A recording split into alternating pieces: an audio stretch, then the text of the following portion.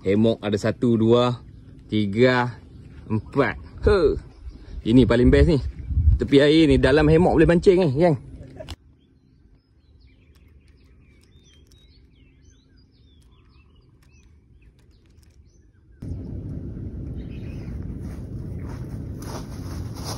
Mampus.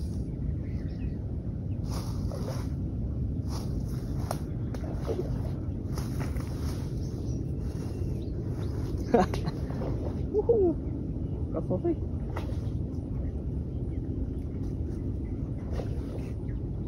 Kasar sih Temi. Temi kan, Temi sis. Tak tahu nampak ke tak? Ya. Ya. Ini dia.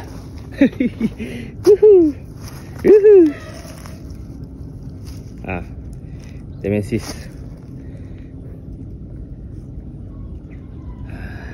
Ada kot dalam 38, dekat-dekat 40 ni. Makanan belum sampai, nasi dengan ayam belum sampai. Weh, lalat langsung. Tak dapat. Ini nasi impit. Ini puding. Ni cendol. Cendol santan sawit tu. Ingat apa? Nampak. Baiknya. Kita buat air. Aku dah pasang dah katil lipat aku. Kita tidur-tidur baring-baring sambil menikmati angin petang. Tengok. Semua dah sampai. Semua dah sampai. Jam berapa sampai semua ni?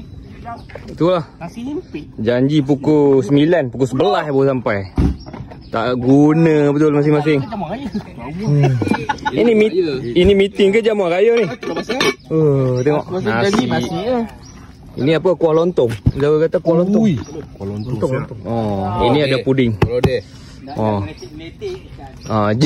Jen bawa ikan. Ikan tak ada. Dia pun macam buat tu. Baru boleh makan nasi. Meeting dah bermula. Tengok muka dah serius ni. Gaduh, dum. Gaduh, dum. Gaduh, left group. Gaduh, left group. Gaduh. Ni kata dekat Tanjung Terengganu, ni kata dekat Teluk Rimau, ni kata dekat ni. Gaduh. Pasti. Cuma kalau Gaduh, dum. Gigit linga, dum. gaduh. Dah gaduh. Gaduh lagi. Yelah. Jadi Luna dapat dia. Luna dah dapat dah.